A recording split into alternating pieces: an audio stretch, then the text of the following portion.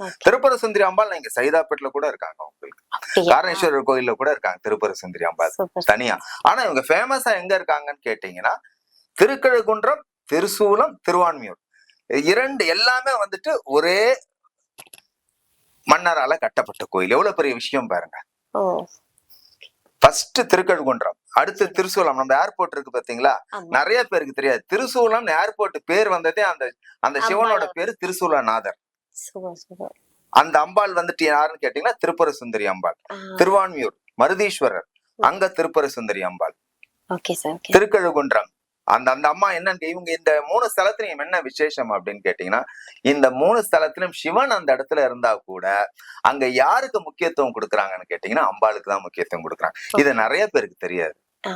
இதுல இன்னொன்னு என்ன நான் சொல்லிக்க விரும்புறேன் அப்படின்னு கேட்டீங்கன்னா, திருப்பர சுந்தரி அம்பாள் அப்படின்னும் போது நம்ம எல்லாம் என்ன நினைச்சுக்கிறோம், மூலிகை சொல்றோம் பாத்தீங்களா. நம்ம பழனி ஆண்டவர் எதுல பண்ணாங்க, நவபாஷணம் ஆ. போகர் பண்ணாரு. நீங்க நம்பவே மாட்டீங்க, அந்த பண்ண மூலிகையில மிச்சம் இருக்கு பாத்தீங்களா, ஆமா சார். அந்த மிச்ச மூலிகைய வந்துட்டு உபயோகிச்சு பண்ணதுதான் திருக்கழுகுன்றத்துல இருக்கிற திருப்பர சுந்தரி அம்பாள். இன்னி மட்டும் இந்த விஷயம் நிறைய பேருக்கு தெரியாது.